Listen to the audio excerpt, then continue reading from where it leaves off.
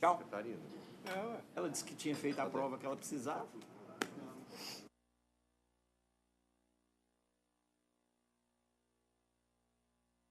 Consignação. Mas estão extinguindo muito. Engraçado, não, mas tem um outro também.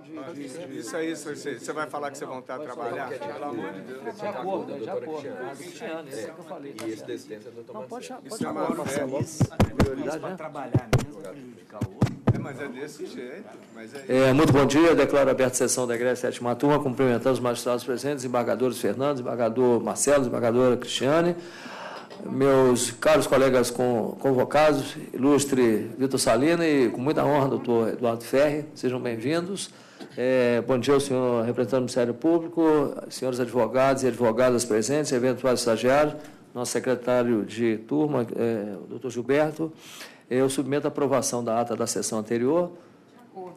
Então, fica aprovada por unanimidade. Nós temos uma preferência, né, desembargador Marcelo, que é um processo que o advogado pediu preferência, acho que é de relatoria de Vossa Excelência, né?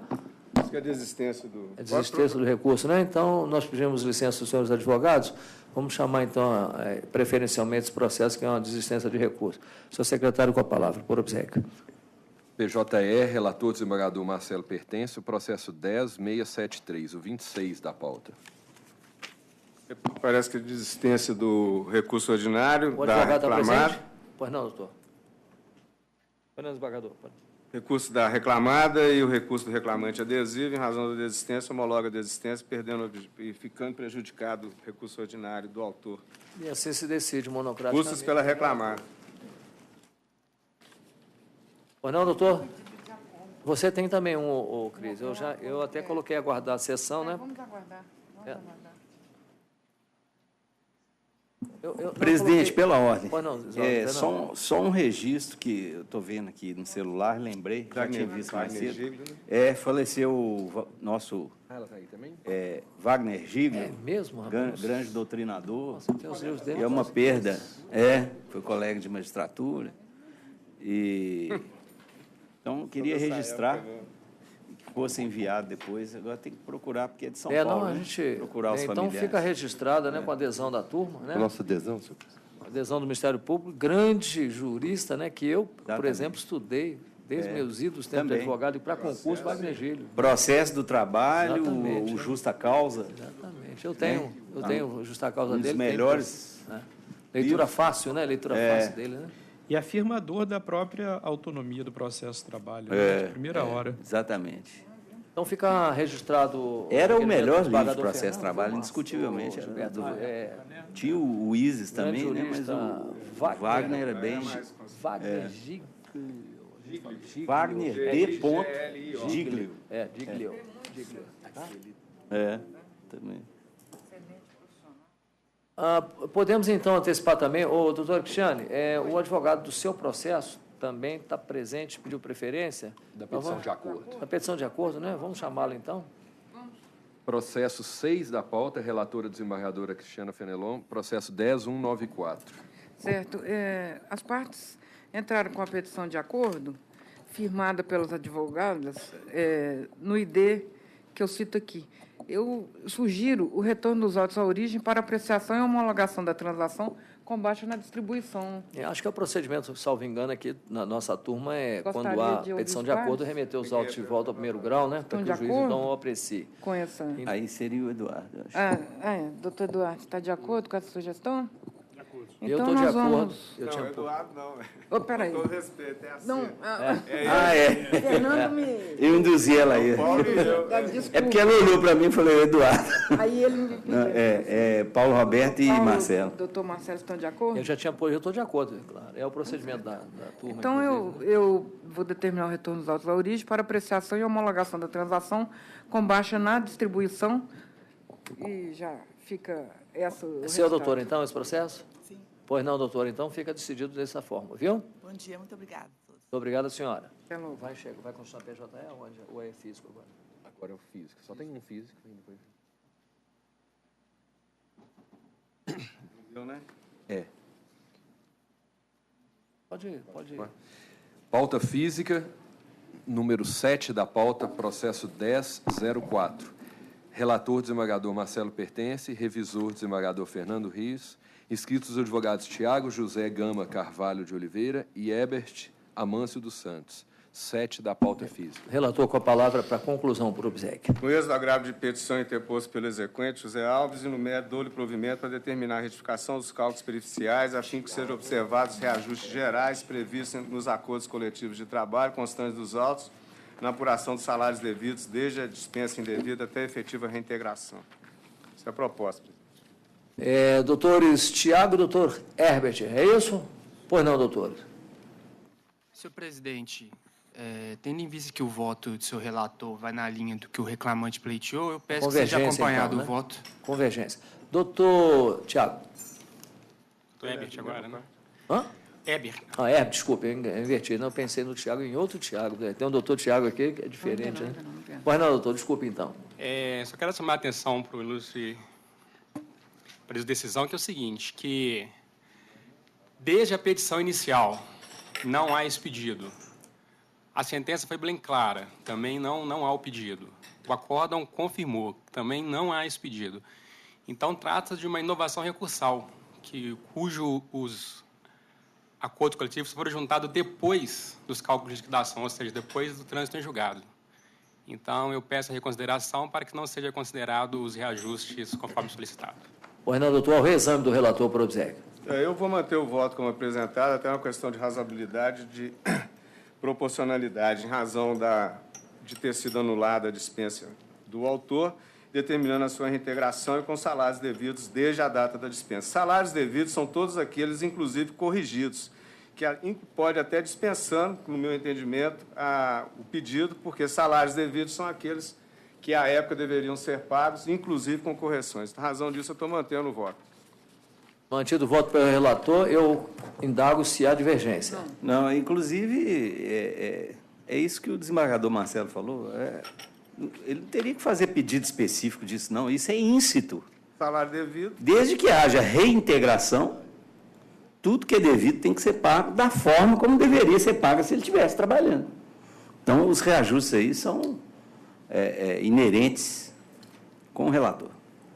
Eu também estou inteiramente. Doutores, unânime a decisão, prevalece o voto do relator nesse sentido. Obrigado. Pauta do PJE. Relator desembargador Paulo Roberto. Número 7 da pauta, processo 10.259. Inscrito advogado Alex Santana de Novaes. 7 da pauta. Para mim que o meu está dando...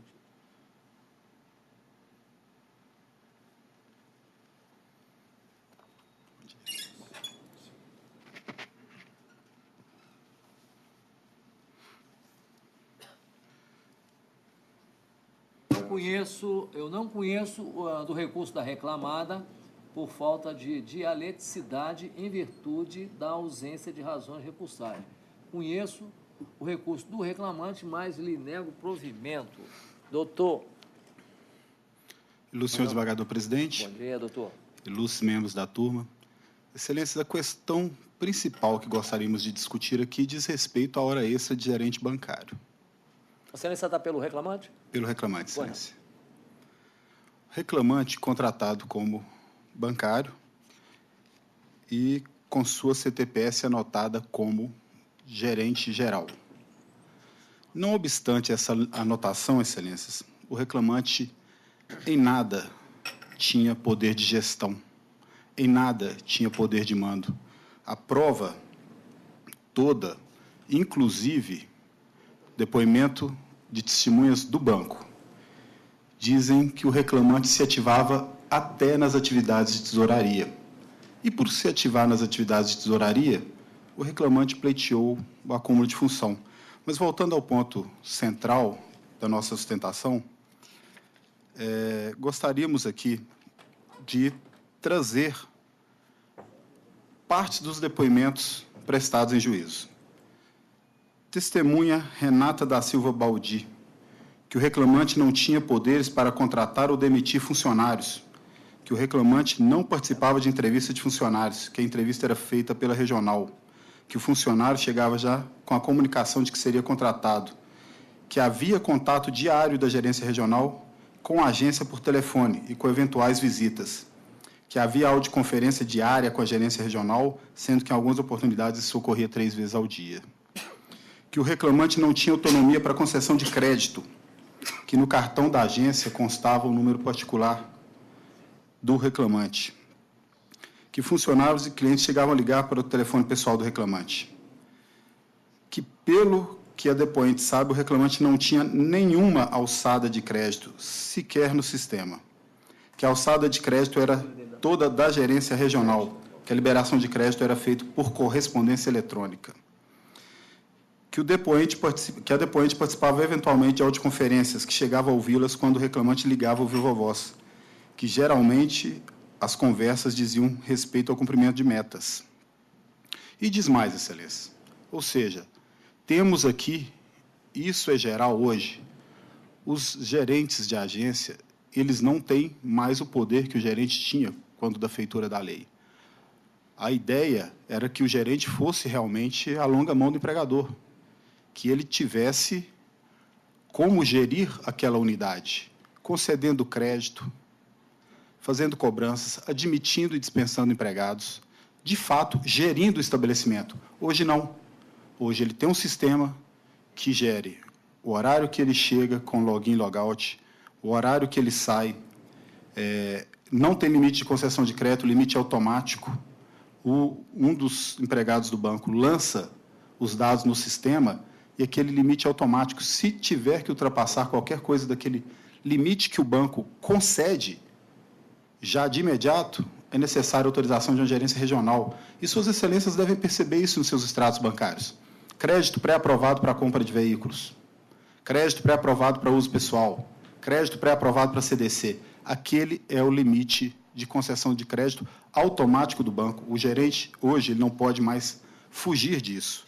Além do mais, excelências, quando pedimos aqui indenização por dano morais em função da cobrança abusiva de metas, trouxemos também o depoimento que diz que a agência possuía metas para o cumprimento quanto à venda de tais produtos, que era atribuição do reclamante cuidar de tais questões, que era impossível atingir as metas impostas pelo reclamado, uma vez que estas eram muito abusivas, que sempre eram cobrados a mais e, se não cumpridas as metas, e sempre havia medo de demissão, que as metas eram cobradas pela gerência regional, que chegavam a ser ameaçados de demissão se não cumprissem as metas, que a depoente já presenciou o reclamante ser ameaçado de dispensa em visitas da gerência regional na agência, ou seja, imposição de metas absurdas, impossíveis de serem batidas, com cobranças diárias.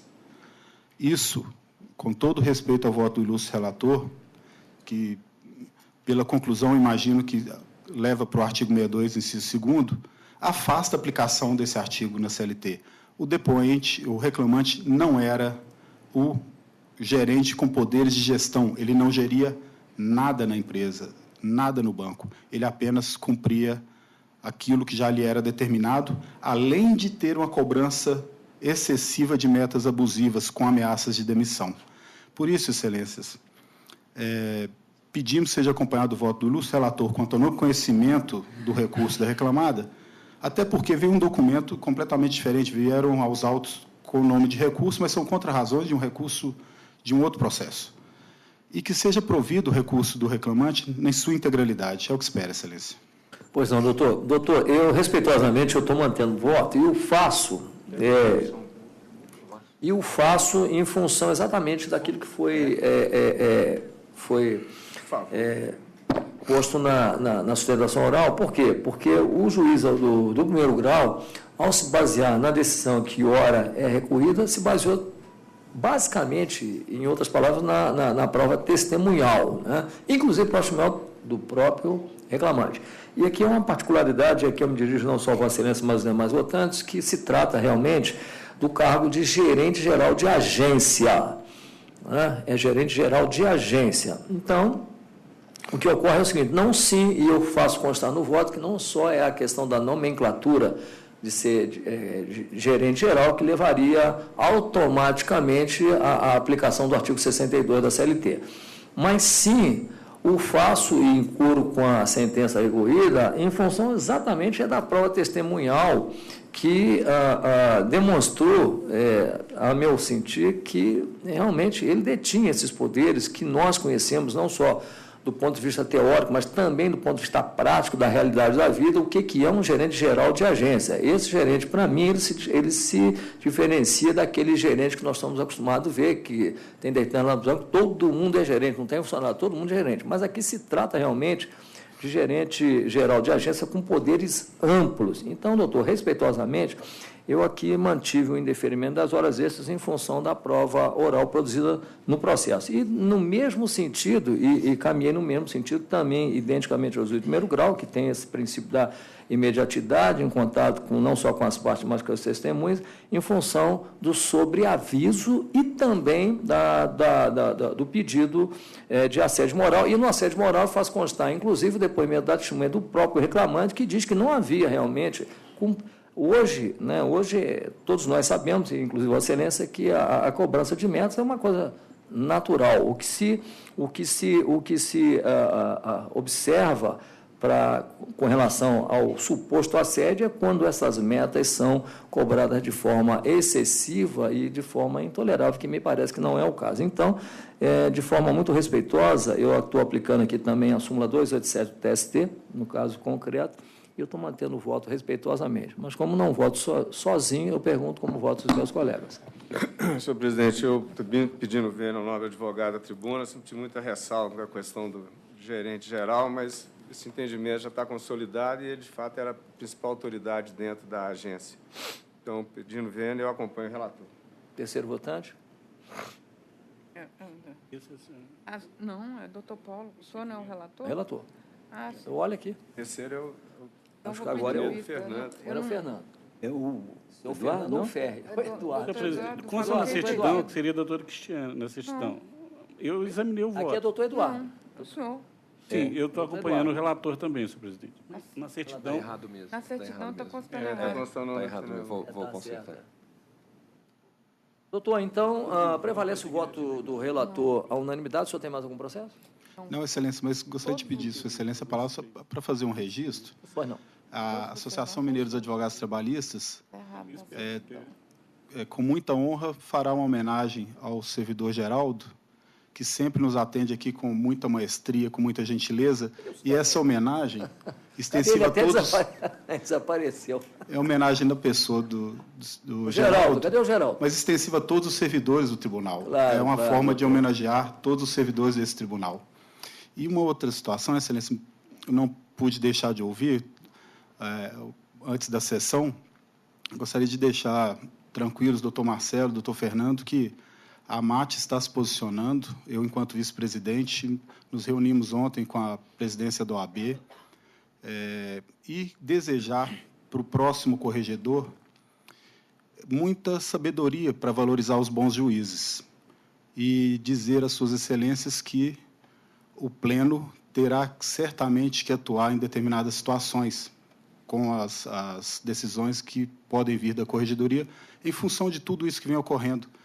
Diversos juízes têm usado com muita sabedoria a nova legislação, mas alguns juízes me parece que estão usando isso com muito ódio.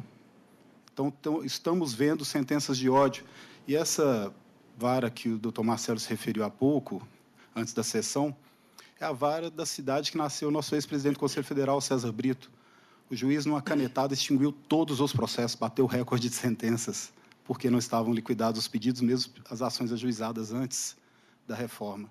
Então, Excelência, gostaria de deixar registrado que estamos vigilantes e pretendemos ser mais atuantes ainda. Muito obrigado, Excelência. Obrigado, doutor, pelo registro. Eu estava comentando que isso pode ser um paradoxo, que, ao mesmo tempo que desagrada a uns advogados que estão pleiteando pelos reclamantes, agrada a outros que estão pleiteando pelas reclamadas. Mas tem regra. Então, fica parecendo que a associação ou a OAB possa ficar neutralizada por causa disso. Mas eu acho que não. A luta é em prol Cumprimento da lei e da Constituição. do cumprimento da Constituição e da lei, ou seja, da correta aplicação do direito aos casos, né? Aí eu acho que os advogados têm que se unir nessa hora, porque o que hoje beneficia um, amanhã pode prejudicar, né? Então, acho que aí tem que ser uma atuação reta. Parabenizo, então, a MAT. E dá os parabéns para a MAT pela feliz iniciativa de elogiar o Geraldo, sempre muito simpático. Ele até sentou hoje aqui, ó. Ele sentou muito até bacana aqui na isso. E tenho certeza que é uma homenagem a todos os servidores da Justiça, que, em regra, são ótimos servidores. E também desejo parabéns pela iniciativa da MAT. Obrigado, senhor. Doutor, nós registramos, então, primeiramente, né, agradecendo a Vossa Excelência pelo registro em relação ao Geraldo. Agora vai ter de comprar muito salgadinho. Nós vamos saber se ele merece. Agora vai ter de comprar muito salgadinho para ele. Merece, mas não só o Geraldo, viu, doutor, mas extensível, claro, a todos os servidores que atuam aqui no plenário, que realmente, ao meu sentir, são o braço direito, né, dos nossos trabalhos aqui, porque sem eles nós ficaríamos aqui, né, despatriados. Então, Geraldo, também receba aí, ó, nós estamos aderindo à homenagem que foi feita pela MAT, né, através do doutor, não só você, que está estendendo a todos os seus colegas aqui, que todos são merecedores dessa homenagem, doutor. Então, nós vamos fazer esse registro, né? Viu, Gilberto? O Ministério Público também gostaria de adesão aderir. Aqui, doutor Eduardo, do Ministério Público, né? E nós vamos até mandar um ofício, viu, Geraldo, para você colocar num quadro, Ele na sua falou casa, que quer né? adesão de todos. Ele falou que quer ganhar um iPhone. Ele quer... Um iPhone 10. Um telefone, eu tenho vários lá em casa, Não é rapaz, daqueles telefone, antigos. iPhone. iPhone. Ai. Mas, doutor, então, finalmente, dizer a Vossa Excelência também que, quanto ao que foi dito, todos nós temos a certeza absoluta, né, que os novos corregedores, sem nenhum demérito aos que saíram, né, estarão, evidentemente, vigilantes, né, mas sempre com a visão que eu sempre acho que a corregedoria tem que ter, né, uma visão educativa, mas, claro, serão firmes e farão atuar a corregedoria quando se fizer necessário. É isso? Mas, de qualquer maneira, obrigado pelos registros. Viu, doutor? Bom dia a todos. Obrigado. Um bom dia. Gilberto, vamos lá. A foto dele. Processo de relatoria do desembargador Marcelo pertence. PJE. Número 23 da pauta, processo 10548. Inscrito o advogado Fernando César Teixeira. 23 da pauta. Relator, conclusão do seu voto, por obséquio. Qual que é? 10548, 23.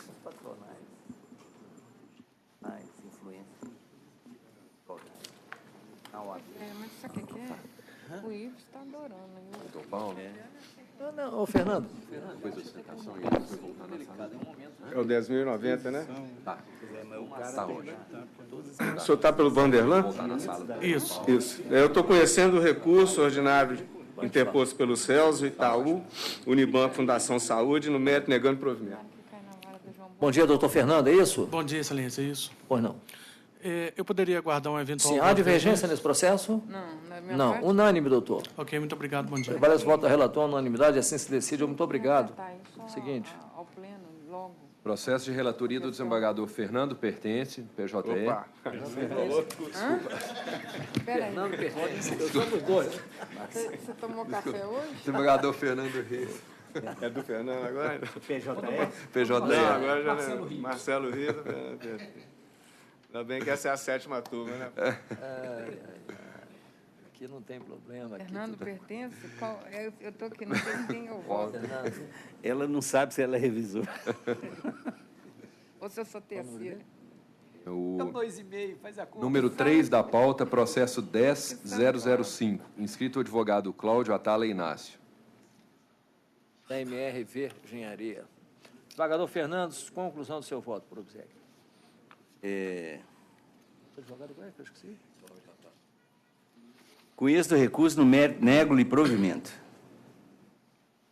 Conhece, nega provimento. Doutor Cláudio. Cláudio.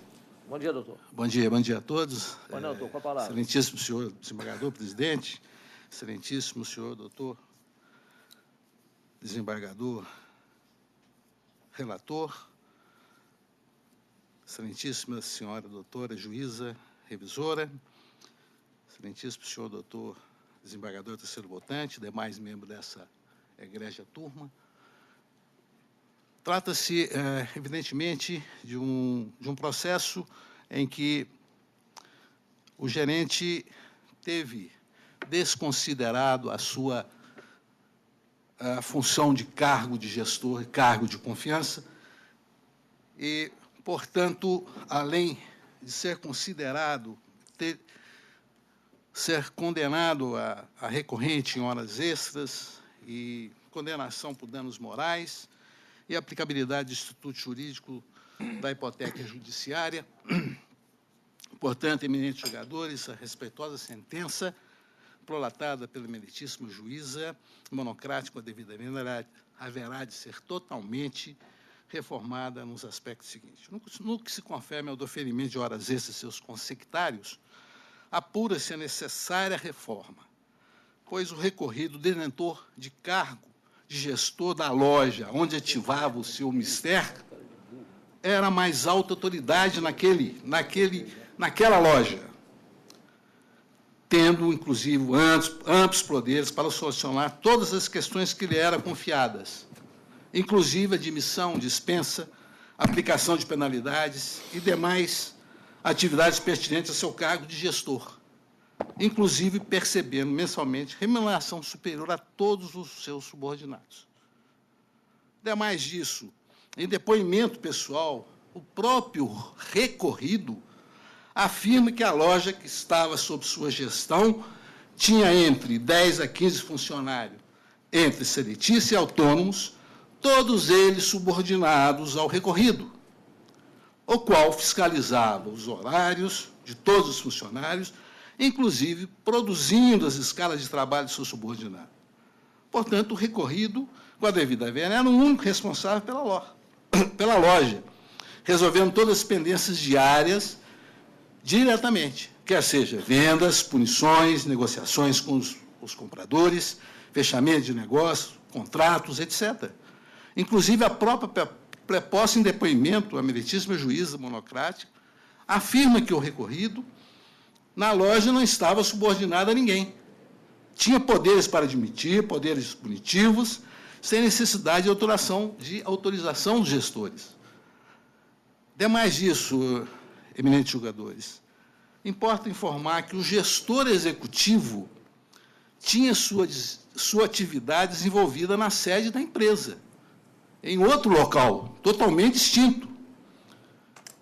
Além disso, a testemunha da recorrente, em depoimento, aduz que é gerente comercial, com igualdade ao recorrido, podendo demitir, aplicar penalidades sem autorização de ninguém. Os funcionários são fiscalizados por ele. Em caso de atraso dos funcionários, se reporta aos gerentes. O depoente, como gerente, é quem controla e fiscaliza vendedores e corretores. Dessa forma, peço vênia para que seja revisto.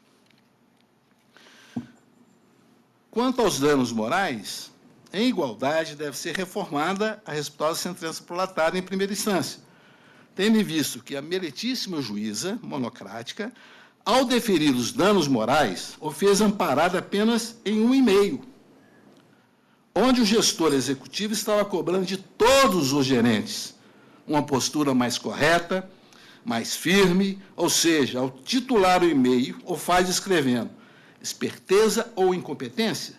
Peço vênia aos eminentes julgadores ler o e-mail.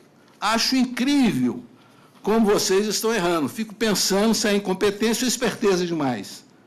O texto do e-mail faz menção às informações incorretas, acarretando erros no TI, onde, ao questionar o pessoal do TI, informa que o erro é da equipe dele, o gestor executivo. Isso está às folhas 49 dos autos. Ora, o referido e-mail a que se refere o dano moral em primeiro aspecto não o qualifica assédio ou qualquer outro aspecto que cause sofrimento à imagem do recorrido, onde não é dirigido ao mesmo, em especial, mas sim a todos os gerentes, listados lá, são mais de 8. Em segundo aspecto, o referido e-mail foi manuscrito para todos os gerentes e enviado em data de 12 de abril de 2012, senhores. Portanto, o recorrido aguardou aproximadamente 40 e tantos meses para vir a sentir assediado moralmente, data máxima vênia, por ser de direito de justiça, a condenação a esse título certamente deverá ser revisto. E finalizando, A recorrente ousa discordar, evidentemente, da aplicação condenatória do Instituto da Hipoteca Judiciária, haja visto que esse instituto legal aplica-se quando há o receio que a empresa possa praticar atos que comprometem a execução ou crédito ao exequente, evidentemente, se eu existir. E, portanto, com a devida, mas não é o caso da recorrente, pois trata-se de uma empresa sólida e de respeitável patrimônio que é público e notório. Dessa forma, eminentes julgadores, por tudo aqui exposto, reiteramos o pedido de reformulação da respeitosa sentença monocrática nesses aspectos arguídos nesse momento. Obrigado. Obrigado, doutor. Relator.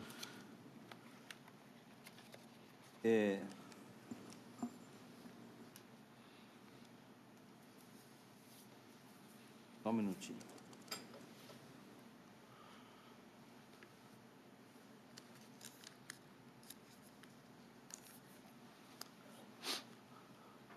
A gente tem que pegar umas coisas aqui.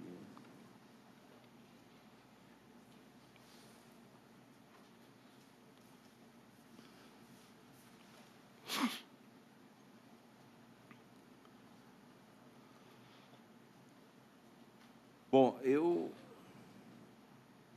faço aqui uma análise do caso e, inclusive, das testemunhas, e realmente, em consonância com a sentença, eu estou entendendo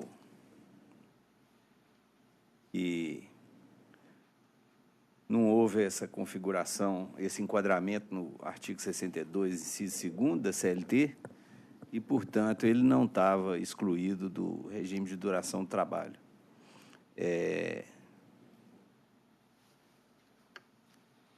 Ele não entendi que ele não exercia cargo de gestão. E, portanto, ele não estaria enquadrado. Na questão da indenização de danos morais, eu também, fazendo coro com a sentença, estou entendendo devida essa reparação.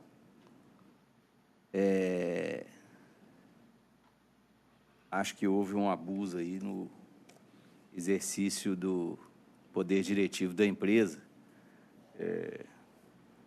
poderia utilizar de uma forma mais razoável para chamar a atenção de empregado, e acho que não houve razoabilidade aí no caso concreto.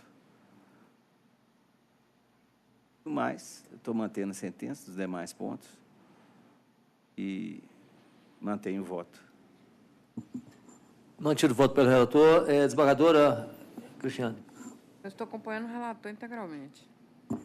Eu sou o terceiro votante. Eu vou pedir, vênia ao ilustre advogado, primeiro cumprimentá-lo pela sustentação oral. Obrigado. Né? Mas o que me chamou a atenção, inclusive eu vi o desembargador, relator, eu revi esse voto ontem, né? E eu vou inverter rapidamente, só para, em homenagem ao que foi dito da sustentação oral. Eu acho que o fato, né, e o relator certamente o fez, e eu diria mesmo, acho que é a mesma coisa, o fato da violação, em termos de assédio, que gerou aqui o dano moral ter ocorrido há 40 meses, me parece irrelevante dentro da visão total desse processo, onde se discute a própria essência de cargo de confiança ou não, que foi afastada por relator. E, evidentemente, que, a meu sentir, o fato de demorar 40 meses, 60 meses, é evidente, isso é pacífico no meio jurídico trabalhista, de que nenhum trabalhador vai pleitear nada enquanto o vínculo está mantido. Porque, se o fizer, evidentemente, a porta da rua será a serventia. Raramente eu presenciei algo diferente. Reclamou, vai à justiça reclamar qualquer coisa, vai perder o emprego. Então, ninguém reclama, por isso que não se aplica-se, inclusive, a questão de imediatidade, se fosse o caso de rescisão direta, que não o é. Agora, doutor, eu não explorei isso, mas realmente dano moral eu não tenho que exigir imediatidade. Não. Aqui, se fosse o caso, seria só a prescrição. Exatamente. Não está prescrito. Exatamente. E também não faria, né, doutor Fernando? Não faria, ninguém o faz, ninguém reclama nada. E nós costumamos falar isso, quantas e quantas moças e rapazes, trabalhadoras sofrem assédio moral permanente no curso da relação, inclusive assédio sexual na relação de trabalho, e não reclamam porque não quer perder o emprego. Né? Então, são obrigados a suportar, às vezes, essas condições que são inaceitáveis. E eu peço, vênia ao ilustre advogado, eu estou acompanhando o relator, porque eu tive uma certa dúvida ao rever o voto ontem, com relação ao cargo de confiança, mas aí me parece, e eu vou no sentido do voto do relator e também acompanhando a sentença de primeiro grau, porque, nesse caso concreto, embora se alegue cargo de confiança, mas, desembargador, ele tinha controle. Então, quem exerce cargo de confiança não tem controle de horário. Né? Então, exato. Eu peço, vênia ao ilustre advogado, mais uma vez o cumprimentando, mas eu também acompanho o relator e proclamo que o voto do relator vai prevalecer a unanimidade. Viu, doutor? Ok, excelência. Muito obrigado. Bom dia a todos. Bom dia. Na mesma sala, o 9 da pauta, processo 10.459. Inscrito advogado Alexandre Rocha de Menezes. O Fernando continua com a palavra. Vai só assistir. O advogado vai só assistir. Só assistir? Um minutinho, só que eu estou só ajustando aqui. Esse voto estava todo cheio de... Interessante isso aí.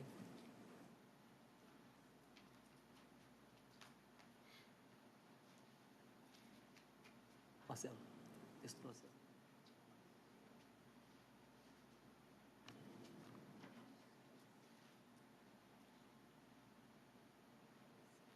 É o 9? É 9. É o 10.459. Que é caso de desistência da ação trabalhista. Ah, tá.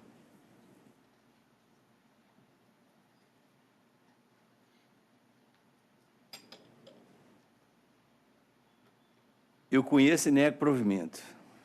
Conhece e nega provimento. Eu vou passar a palavra à desembargadora Cristiane, que tem uma divergência. Eu vou respeitosamente divergir do eminente relator, porque se a reclamada foi intimada para se manifestar quanto ao pedido de desistência da ação formulado pelo reclamante e ficou silente, eu entendo a ausência como uma anuência tácita. Não vejo nenhum abuso de direito aqui por parte da reclamante, e eu reformaria a sentença para homologar o pedido de desistência. Concordo com o relator quando ele afasta a má-fé. Que não acho também que exista má-fé alguma, que, além de não homologar a desistência, o primeiro grau ainda aplicou uma multa de litigância, por litigância de má-fé na reclamante.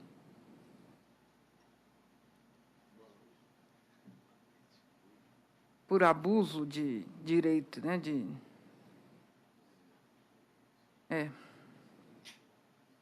Porque já havia transcorrido, feito algumas provas nos autos, e a ação começou em 2016. Ela não teria fundamentado o pedido de desistência. Desistência não precisa fundamentar, nem renúncia, nem nada. Quer continuar, não quer continuar, ué? Sabe-se lá? 9. Pode estar até ameaçada de morte, sei lá. Então, Vossa Excelência abre essa divergência. Eu sou o terceiro votante, eu vi essa divergência, não ontem, mas vi já anteontem, salvo engano. Já votei, inclusive, no processo. Eu vou pedir vênia a Vossa Excelência. Eu vou acompanhar o relator, sem polemizar. Claro, sempre sem polemizar, porque eu acho o seguinte, eu acho que, ao meu sentir, sob a minha ótica, o silêncio aí, né, a não anuência ou o silêncio do reclamado, ele não induz necessariamente a concordância ou discordância. Para mim, só se estivesse expressamente dito em lei que o silêncio valeria como anuência, eu concordaria.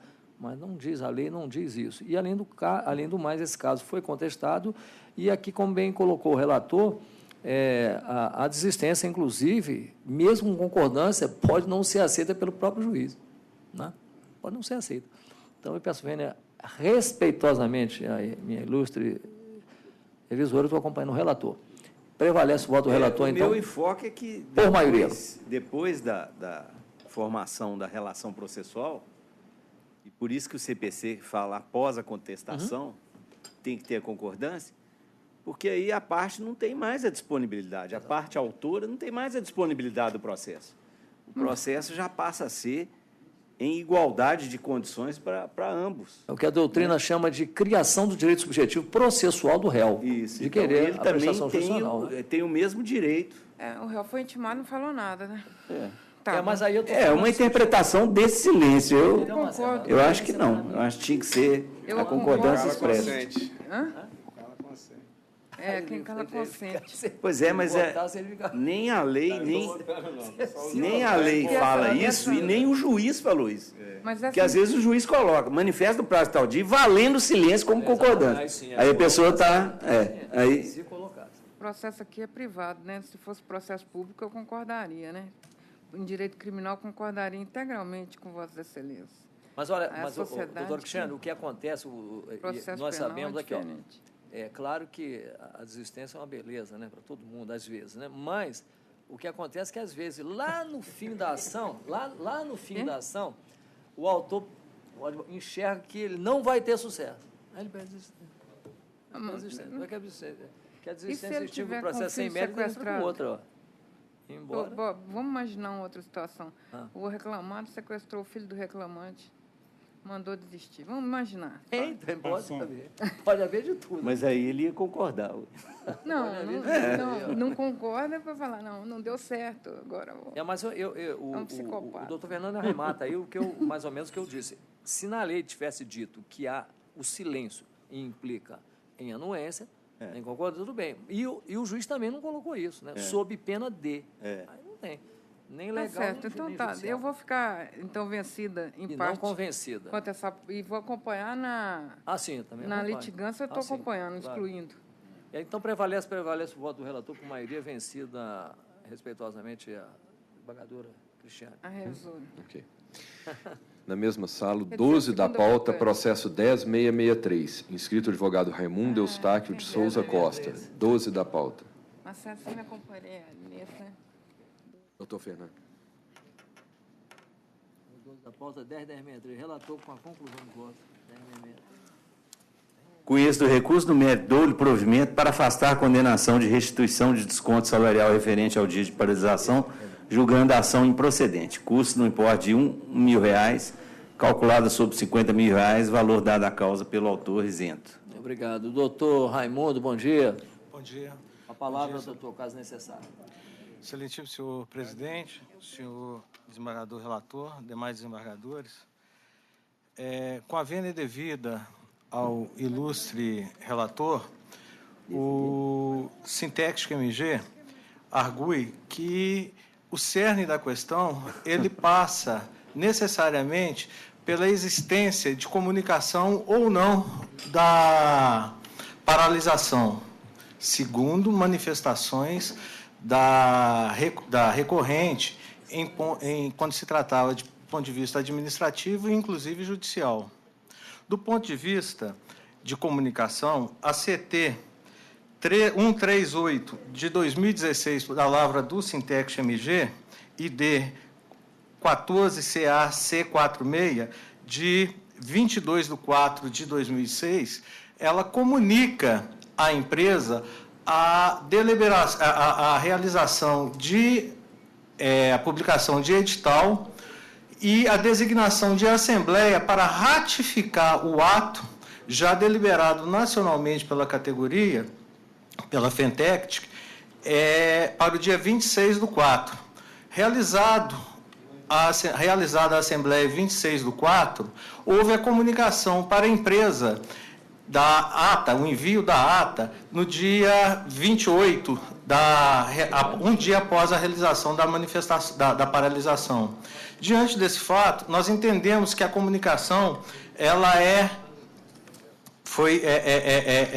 ocorreu no tempo hábil. E por que ela ocorreu no tempo hábil? Porque, inclusive, como diz na sentença, ainda que não cumprida a prévia comunicação da RE no prazo legal, entendo que a empresa já vivenciava a hipótese da greve, pelo que, no caso considerado, deve ser mitigada a regra do artigo 3º da Lei 7.783/89, posto atendida a sua finalidade social. Outra questão que deve ser debatida, excelências, passa pelo pelo esclarecimento que, em Minas Gerais, existem 3 bases. A base de Juiz de Fora, a base de Uberaba e a base de Minas Gerais, que é a nossa base do Sintex MG. A base do Sintex MG envolve em torno de 695 cidades. E a empresa brasileira de Correios e Telégrafo agiu de forma diferenciada em relação às outras bases de Juiz de Fora e de Uberaba e Minas Gerais. Por quê? Porque em relação a Uberaba e Minas Gerais, ela não aplicou a punição aos trabalhadores que foi aplicada aos trabalhadores da base do Sintex MG. Então, diante desses esclarecimentos, o Sintex, o recorrido, entende que, com toda a vênia devida ao eminente relator, que a decisão de primeiro grau pode e deve ser mantida, sendo essas nossas razões de tribuna. Obrigado. Doutor Raimundo, relator. Eu acho que a questão aí de entendimento eu estou mantendo. Desembargadora Cristiane. Também. Doutor, o que me chamou a atenção, não sei se eu entendi bem, que você está me falando que, pelas 3 bases do sindicato, a empresa teria agido de forma diferente em relação a 2 bases, é isso? Isso. Ou seja, ela teria pago os dias parados? Notadamente, ela pagou, fez o efetivo pagamento em relação ao desconto semanal remunerado, Excelência, especificamente em relação ao desconto semanal remunerado. Nós temos que esclarecer. Não, é porque, doutor, aqui nós não, eu vou acompanhar o relator, cumprimentando a Vossa Excelência, porque aqui é questão legal, disse o relator, é questão legal, está na lei, né? Está na lei, está na jurisprudência, né? É a suspensão do contrato de trabalho e, se não negociar por acordo ou convenção coletiva ou qualquer outro meio, não tem como pagar, né? Eu não posso julgar com o que ela fez com os outros. Exatamente. Esse caso. Exatamente, não está certo. Doutor Raimundo, então prevalece o voto do relator, unanimidade, viu? Bom dia, prazer em vê-lo. Na mesma sala, o 4 da pauta, processo 10.055. Inscrito o advogado Fernando César Teixeira. Relator, continua com a palavra. 10.055.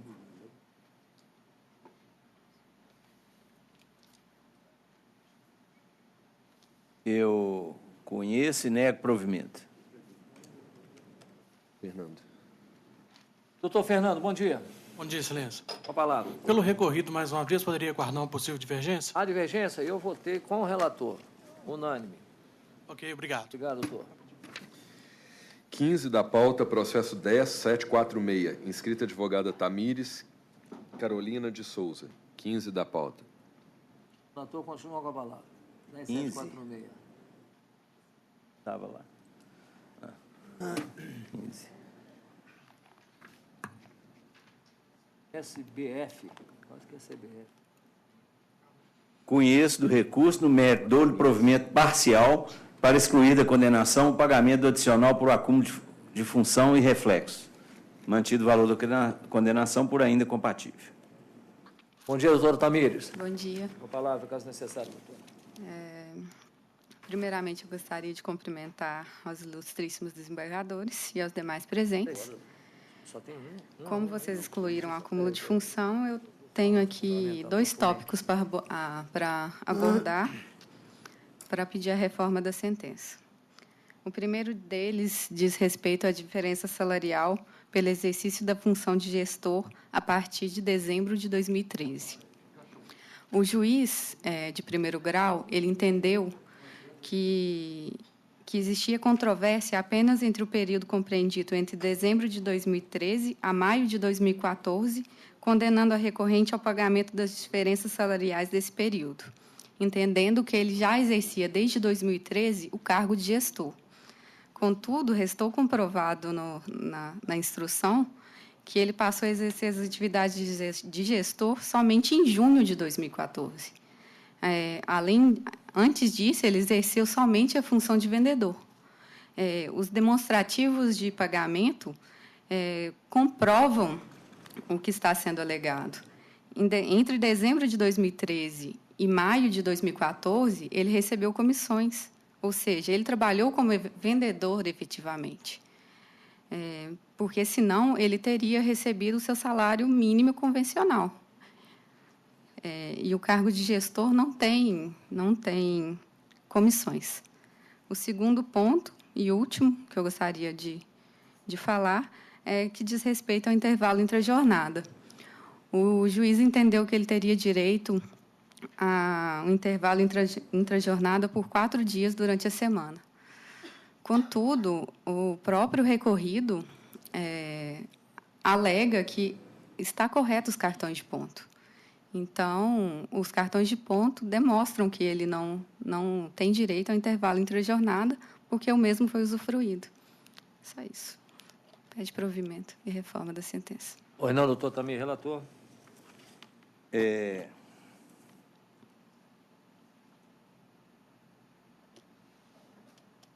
Não há confissão.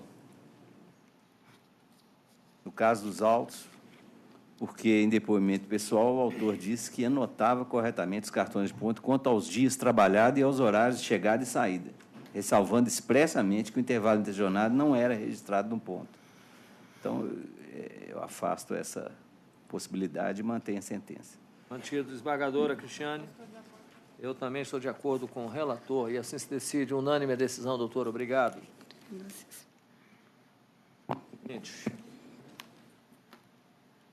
Processos de relatoria da desembargadora Cristiana Fenelon.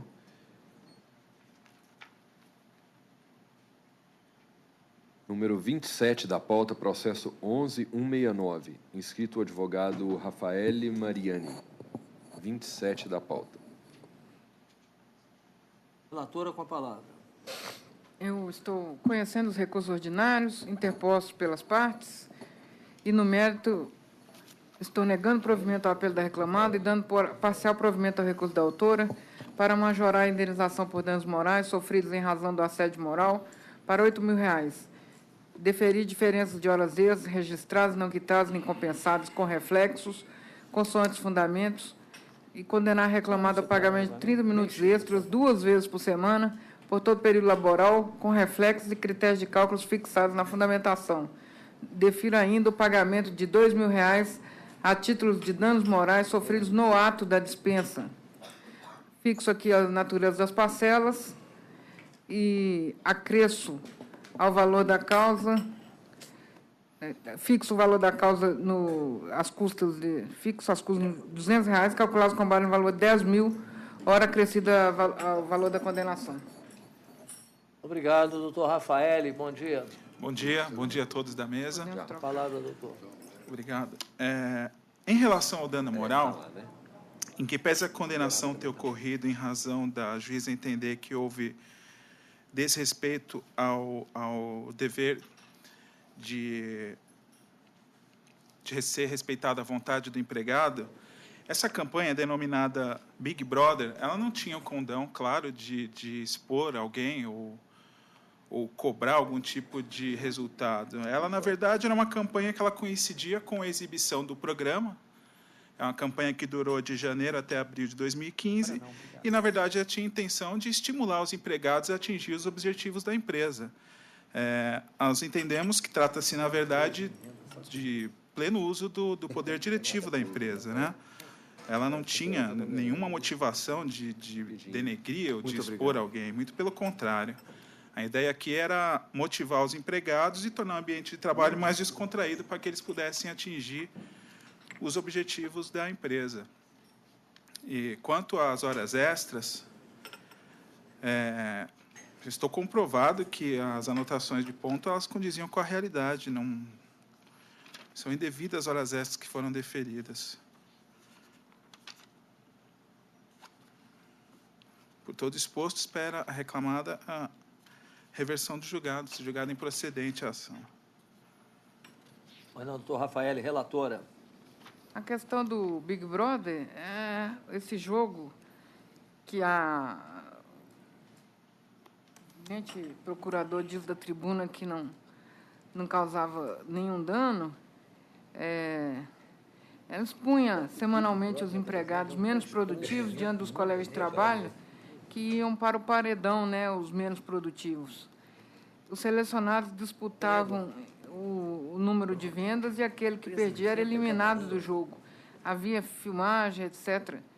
A brincadeira, entre aspas, a qual, diga-se, tinha caráter obrigatório, era filmada e contava com a participação de empregados de outros setores. Não se pode atribuir à prática o caráter motivacional, incentivador ou lúdico, conforme pretende a ré, mas sim de assédio moral puro e simples. A reclamada desconsidera as vicissitudes do empregado, que pode ser uma pessoa introvertida ou que simplesmente sente-se constrangido com a brincadeira. E o caráter obrigatório submetia a autor ao poder diretivo do empregado, a sofrer humilhações decorrentes da exposição perante todos os colegas de trabalho. Eu reputo de natureza grave a ofensa à honra e, por isso, fixei a indenização em um patamar um pouco superior ao fixado na origem. Quanto às horas extras, houve a permanência de trabalho de 1 a 2 horas diárias no domicílio após deixar a dependência da ré. Quando operava de casa, utilizava telefone particular para entrar em contato com os clientes.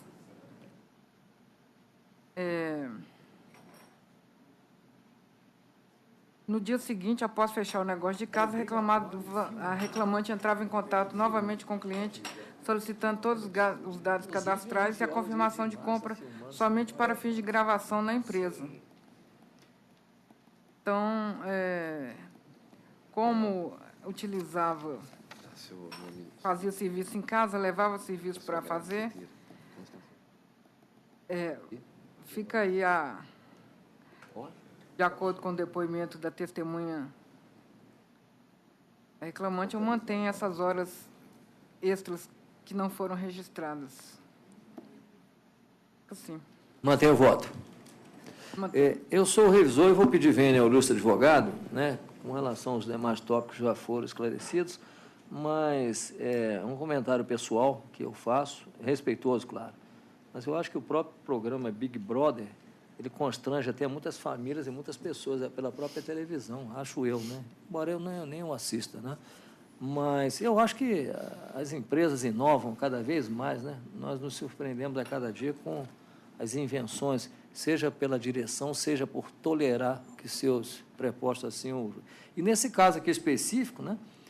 Colocar todo mundo no paredão, né? Se falar para mim, vou te colocar no paredão, pensa que vão me matar, vão me dar um tiro, né? Colocar no paredão. E pior, filmar ainda filma as pessoas, e acho que é realmente muito grave. Eu peço, vendo ao advogado, estou acompanhando o voto da relatora, e passo a palavra ao desembargador Marcelo. Eu acompanho a relatora, pelo tudo já foi afirmado, fazendo coro. Teve um motivacional de uma empresa aí que foi o mais chocante que eu já vi. Eles colocavam brasas acesas e as pessoas pulavam.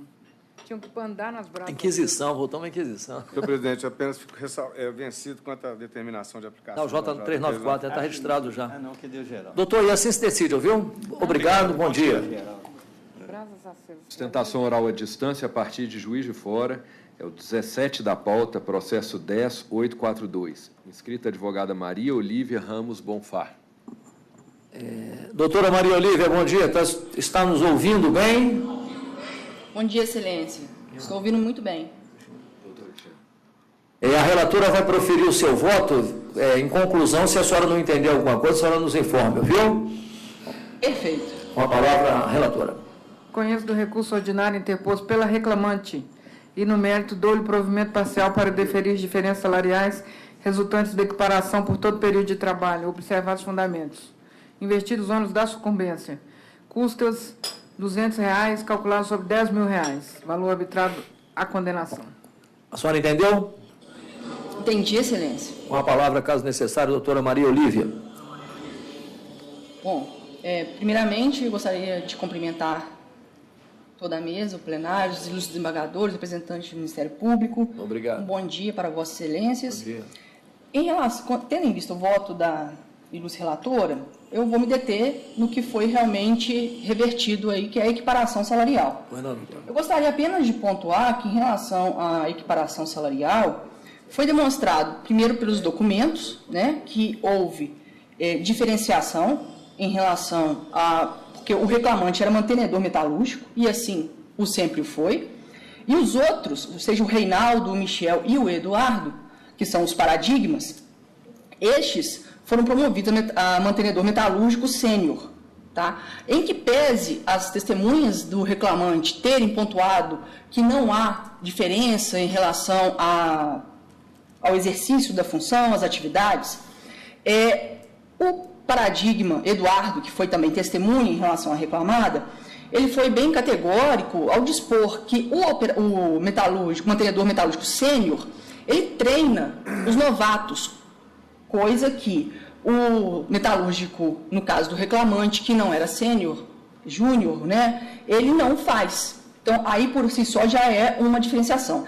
Além disso, existe a questão do soldador, né, a experiência em soldador, que o Eduardo já tinha, anterior até à sua admissão na reclamada, e os outros também provavelmente já o tinham e foram promovidos, por isso a diferença.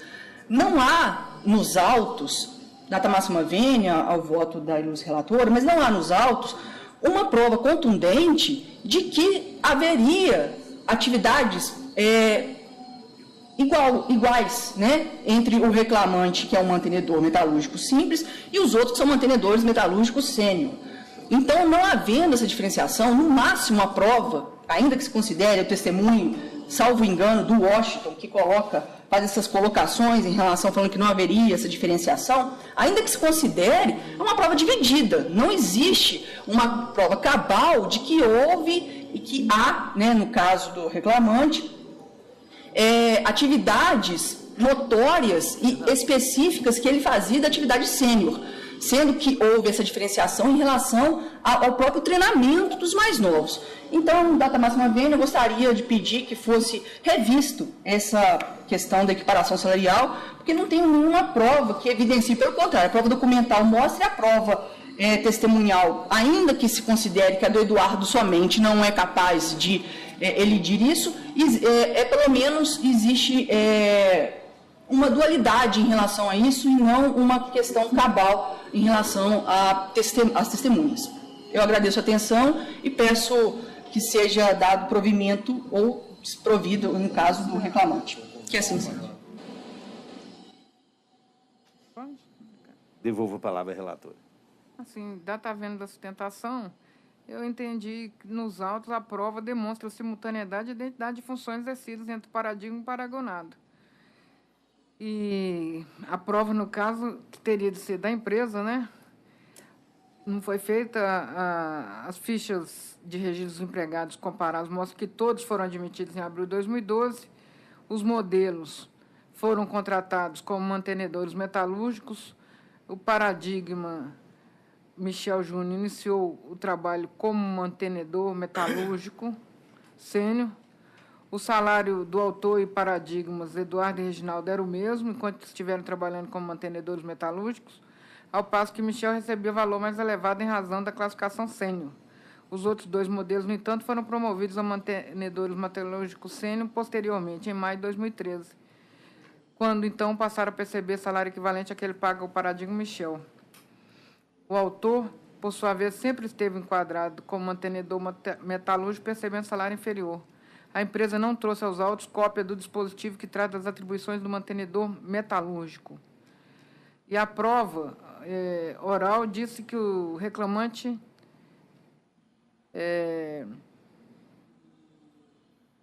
o Eduardo Cabral, que é um dos modelos, afirmou que o reclamante e ele trabalhavam fazendo lateral do vagão e travessa no vagão, e ambos trabalhavam em turnos diferentes, que tudo eram serviços de solda, e os gabaritos eram diferentes, que entende que a complexidade da solda na lateral e na travessa fossem as mesmas. Entendo que o quadro é o mesmo, e o fato de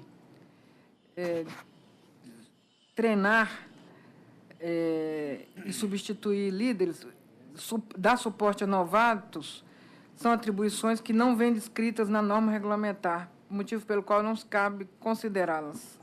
E não foi sequer apontada a frequência de exercício dos dois encargos adicionais.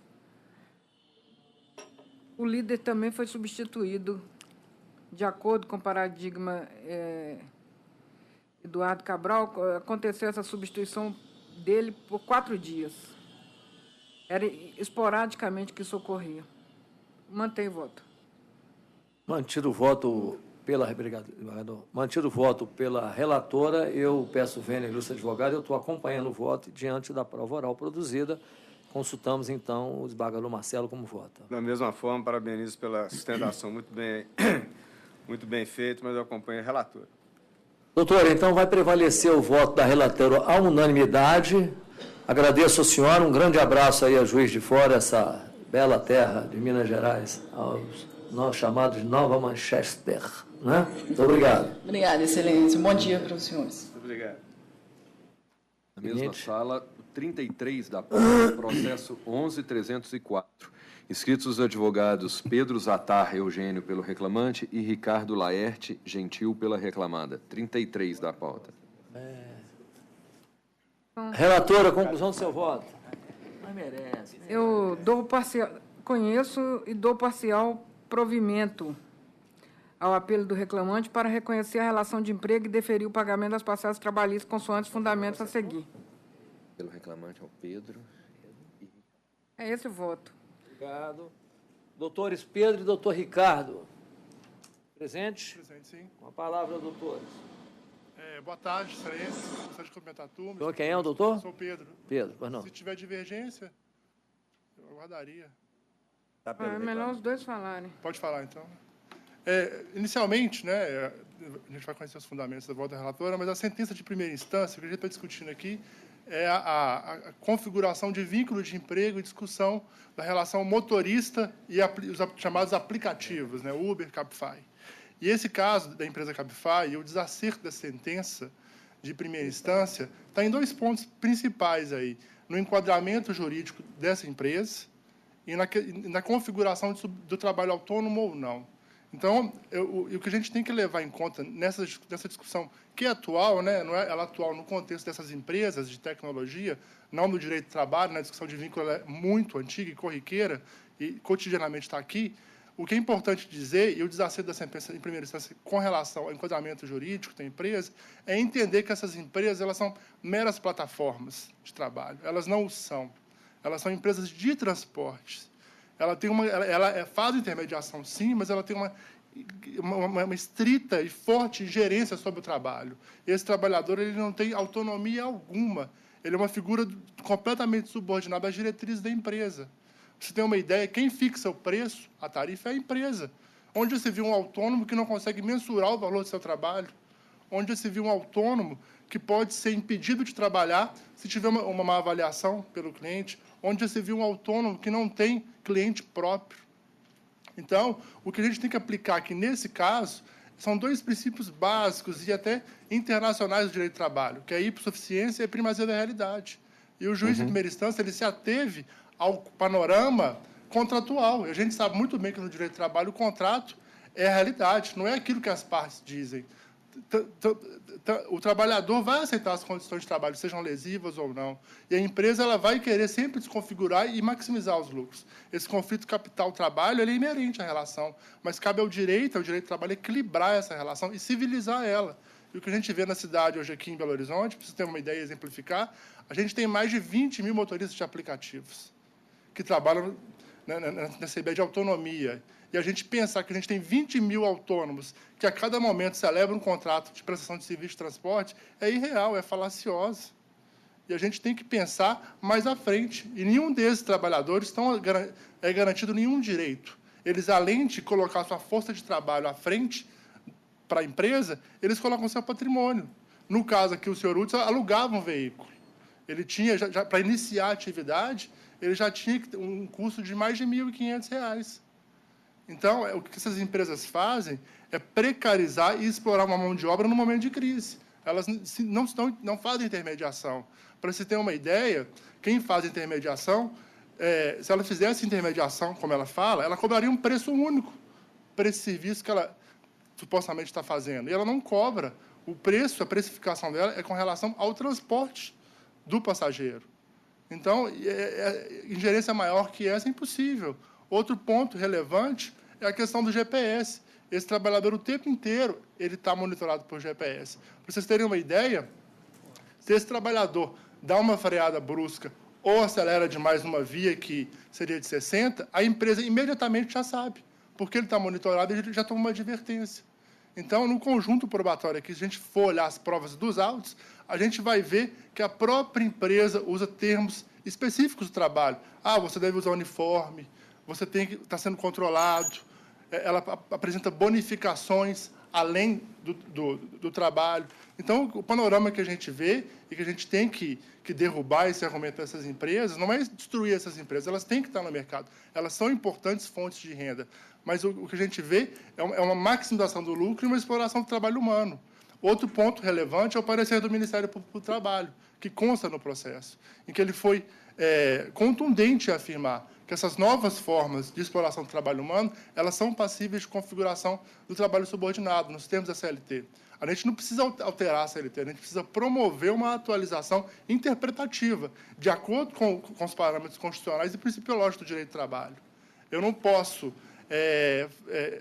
dar as costas para esse trabalhador. Ele põe a sua força de trabalho, ele está ali presente todo dia, tem habitualidade, tem pessoalidade, tem onerosidade, não eventualidade. Então, e a subordinação, ela não além de ser estrutural, ela é direta e objetiva. Não tem como essas empresas se escapar. No mundo inteiro está havendo essa discussão, já está mais avançada nos Estados Unidos, na Inglaterra. O Tribunal de Londres confirmou a sentença que foi feita naquela cidade, exatamente dizendo que essas empresas elas são empresas de transporte. O próprio nome dessa empresa, Cabify, já diz isso. Cabify, agência de serviços de transportes. Então, não tem como ela se eximir dessa obrigação. Ela tem que participar do conjunto social em igualdade com as outras empresas. E não promover uma concorrência desleal com o serviço de táxi que existe. Em Belo Horizonte, são 7 mil taxistas. Essas empresas exploram a mão de 20 mil pessoas. Então, os fundamentos que o juiz colocou ali, no meu entender, eles não são adequados ao caso. É por isso aqui que eu peço a manutenção do voto da relatora e a reforma da sentença. Obrigado. Doutor Ricardo.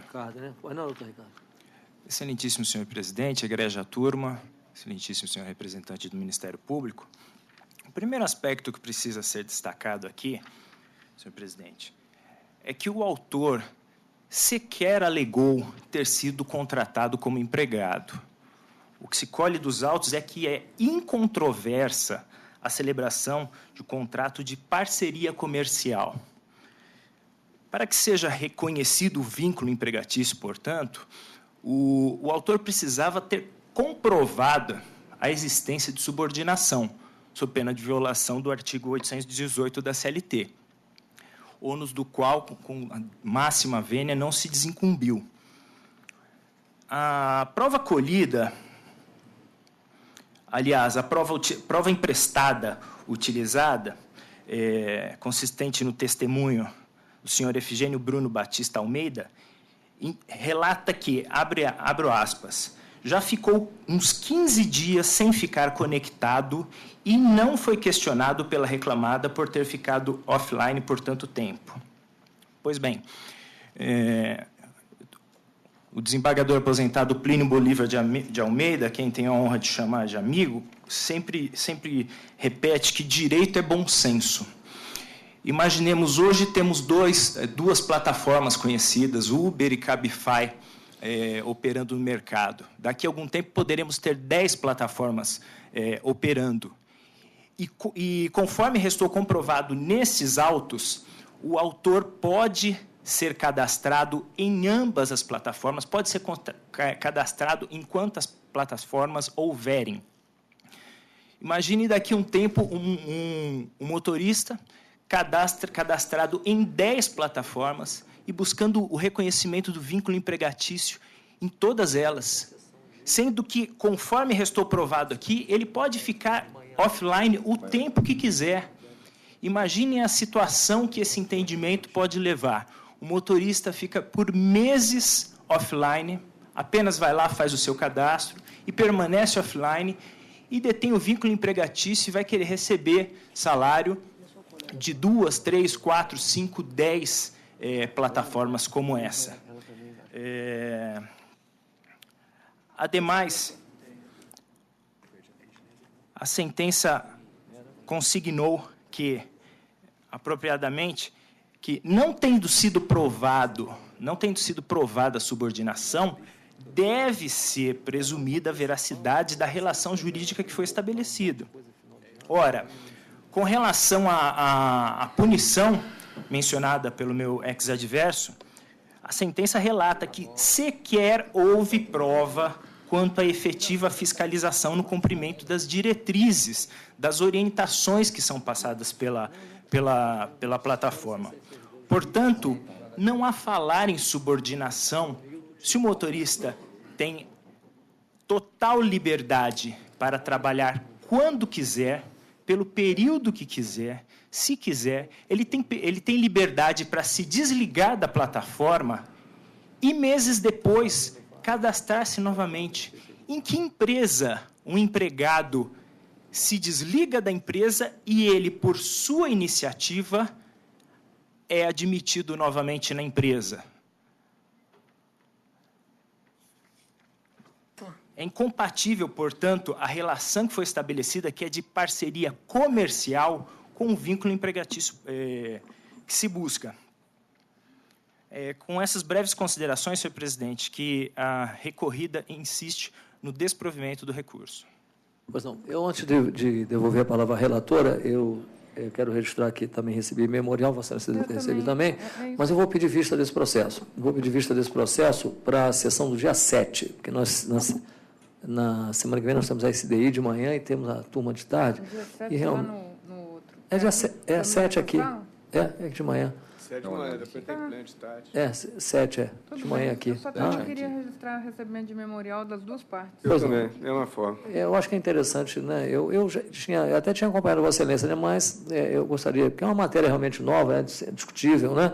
Então a gente tem que olhar, não que Vossa Excelência não olhou, né? Mas eu acho que cada um de nós temos que nos deitar sobre esse assunto, porque eu acho que ele vai caminhar para um desiderato comum, acho eu, né? Então, estou pedindo vista respeitosamente para a sessão do dia 7. Doutores já fizeram citação oral, viu? A sessão já fica intimada para a sessão do dia 7. É 9 da manhã, né? 9. Às 9 da manhã. Ok, doutores? Obrigado. Bom dia. Dia 7. Seguinte, a sustentação oral à distância a partir de Uberaba, 44 da pauta, processo 11933. Inscrito o advogado Hélio Rubens Pereira Navarra. 44 da pauta. Doutor Hélio, está nos ouvindo, doutor Hélio? Estou ouvindo, Sua Excelência. A relatora vai proferir o voto, a conclusão. Se o senhor não entendeu, o senhor nos avise, por favor. Tá bom? Não, obrigado. Bueno, relatora com a palavra. É o 44, né? Está abrindo aqui. Só um minutinho. É porque eu estava anotando aqui. 11933. Eu rejeito a preliminar arguída em contra-razões e conheço do recurso ordinário interposto pela reclamada, no mérito, nego-lhe provimento. Deu para entender bem, doutor? Deu para entender. Pois não, o senhor vai fazer uso da palavra? Vou fazer uso da palavra, Excelência. Pois não. Vai não, doutor. Excelentíssimo senhor desembargador presidente, excelentíssima senhora desembargadora relatora, demais desembargadores que compõem a Câmara e a turma julgadora, representante do Ministério Público, a questão aqui controvertida resume-se basicamente em saber se o reclamante era ou não era supervisor de vendas, se ele era ou não era gerente da empresa. O pleito dele era no sentido de que, sendo gerente, recebia comissões pela venda que se realizava na empresa. A prova demonstrou, inclusive com depoimento do próprio reclamante em outra ação em que ele serviu de testemunho, demonstrou que ele era um supervisor de venda e que não fazia nesta atividade, não tinha direitos às comissões por ele pleiteadas. A magistrada sentenciante entendeu, entretanto, que não era possível, ou não era lógico, ou não era admissível que um supervisor de vendas não recebesse comissões enquanto os vendedores recebiam essas comissões. Em razão deste seu entendimento, ela chegou à conclusão de que, no mês em que ela analisa, o supervisor havia recebido menos do que o vendedor. Ora, excelências, as atividades são totalmente diversas entre os supervisores de venda e os vendedores. Os vendedores atuam fora da empresa. Os vendedores de máquinas e produtos agrícolas atuam nas fazendas, nos domicílios dos compradores, têm um trabalho de campo demorado e por isso fazem jus às comissões. Já os supervisores de vendas, como o reclamante, atua dentro da empresa, dentro de uma sala com ar-condicionado, em que ele analisa unicamente os relatórios que são fornecidos. Este reclamante, além da atividade dele, tinha uma empresa que prestava serviços de mecânica para a empresa. Diz a magistrada que não era, que como a empresa tinha reclamada, tinha a sua própria oficina, não era viável que ela também terceirizasse serviços de mecânica. Ora, é totalmente possível e era necessária essa terceirização naqueles implementos agrícolas que não eram consertados na sede da empresa, mas que eram compradas em alguma de suas filiais, onde não havia oficinas mecânicas. Demais disso, diz a magistrada, que ele teria aberto, concordando com o reclamante, que ele teria aberto firma a pedido da reclamada para registrar as comissões. Fosse isso verdadeiro, com a razão de permanecer aberta a firma, depois de 2014, quando cessou o contrato de trabalho, encontrar-se aberta até hoje, inclusive com consultas feitas por outras empresas do Serasa, inclusive com apontamentos no Serasa, inclusive com cobranças feitas para esta empresa, para esta firma no Serasa. É todo evidente que essa empresa existia, que essa empresa existiu e que essa empresa não tem nenhuma relação com as comissões por ele pretendidas. A sentença condenou o reclamante, condenou a reclamada, a pagar inclusive as despesas de abertura dessa firma, as despesas que essa firma teve durante a vigência do contrato de trabalho, com os impostos, com os tributos em geral, as despesas que ela teve com o pagamento de contador. Ora, quem é empresário, quem tem uma empresa abrindo a pedido de alguém ou não, responde pelos seus custos. Não tem lógica, nem razão nenhuma para que se atribua à reclamada o pagamento dessas comissões.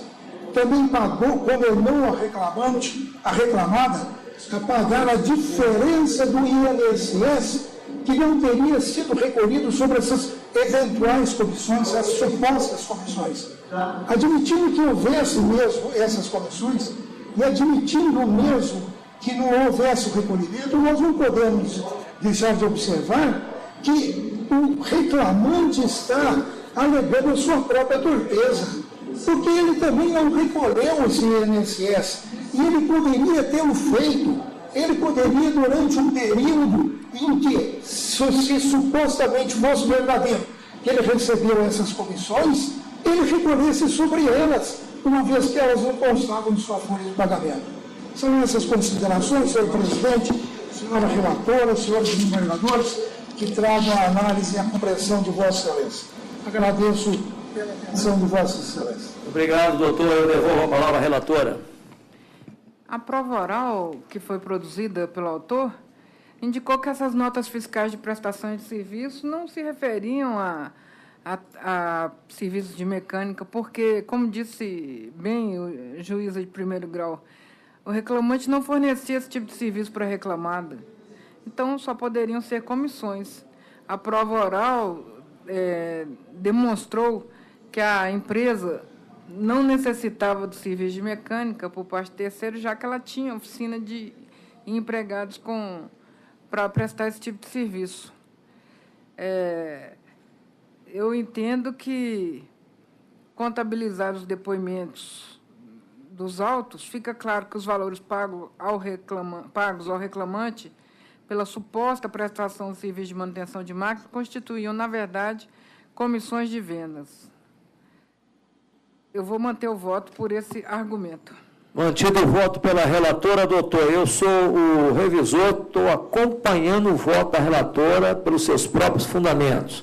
Desembargador Marcelo, terceiro votante. Da mesma forma, parabenizando o advogado pela sustentação, acompanha a relatora. Doutor, então prevalece o voto da relatora à unanimidade. Muito obrigado pela sua participação aí na sustentação oral e um grande abraço aí ao povo de Uberaba. Eu que agradeço a atenção de Vossa Excelência. Uberaba? Não, Uberaba. Uberaba. Obrigado, doutor. Mas a sentença é de Uberlândia. Ah, bom.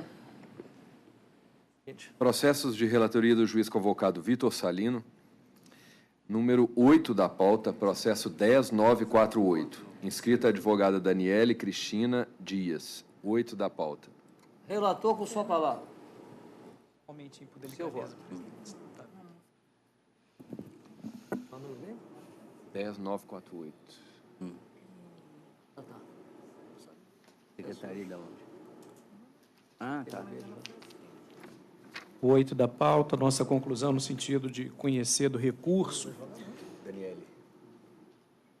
para condenar a reclamada ao pagamento de horas extras que extrapolem a 8ª diária ou a 44ª semanal no período imprescrito, considerada a jornada fixada de 8 às 20, com 30 minutos de intervalo intra-jornada de segunda a sábado, bem como uma hora extra diária pelo descumprimento do intervalo intra-jornada, observando-se o divisor composto das naturezas salariais, a súmula 264, divisor 220 e os reflexos de estilo.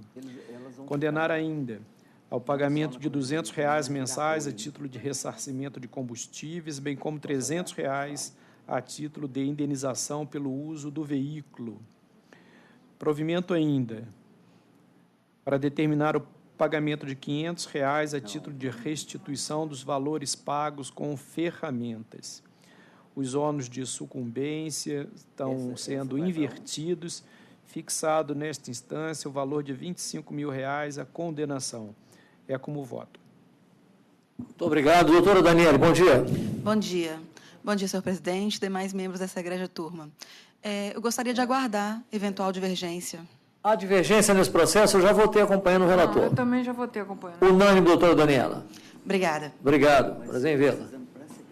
Na mesma sala, o 3 da pauta, processo 10063. Inscrita a advogada Natália Beraldo Ribeiro. 3 da pauta. Relator, com a palavra. 10063. Conheço dos recursos ordinários e, no mérito, nego provimento ao recurso da ré e dou parcial provimento ao recurso do reclamante para acrescer a condenação aos reflexos do adicional de periculosidade na multa dos 40%.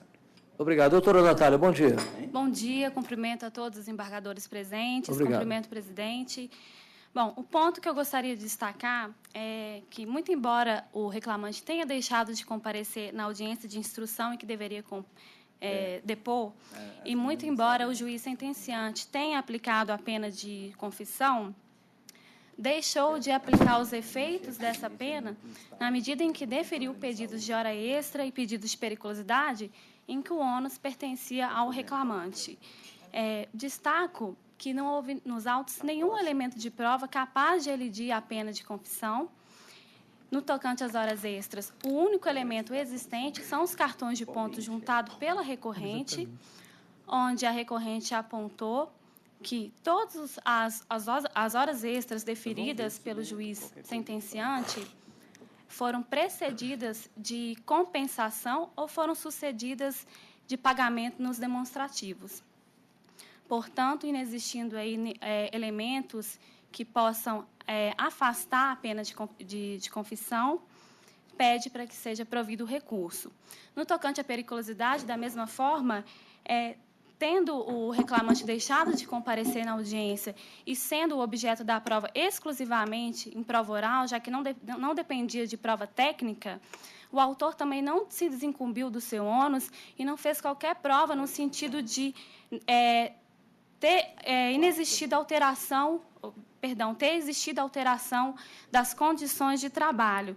Portanto, eu destaco aqui que o fato da recorrente ter passado a pagar o adicional de periculosidade após determinado período do contrato não significa dizer que o recorrido sempre esteve exposto aos agentes perigosos. Nesses termos, peço para que seja provido o recurso da recorrência. Doutora Natália, eu devolvo a palavra ao relator. Presidente e demais julgadores, temos folgas compensatórias não demonstradas, ou melhor dizendo, né? Temos jornada não compensada. E os cartões de ponto adunados aos autos evidenciam isso. De mais a mais, em relação ao adicional de periculosidade, a pena de confissão não incide qualquer proveito para a empresa na medida em que ela própria fazia o pagamento voluntário do adicional de periculosidade, admitindo, portanto, abertamente a existência do agente perigoso e, portanto, merecedor do pagamento suplementar. Mantenho o voto. Desembargadora Cristiane. Não estou acompanhando. Eu vou pedir vênia à doutora Natália.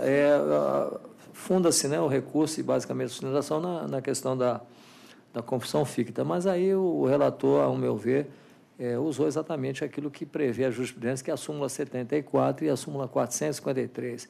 Eu estou acompanhando o voto do relator e destacando que, como foi bem dito, já pagava desde 2010, né, a periculosidade.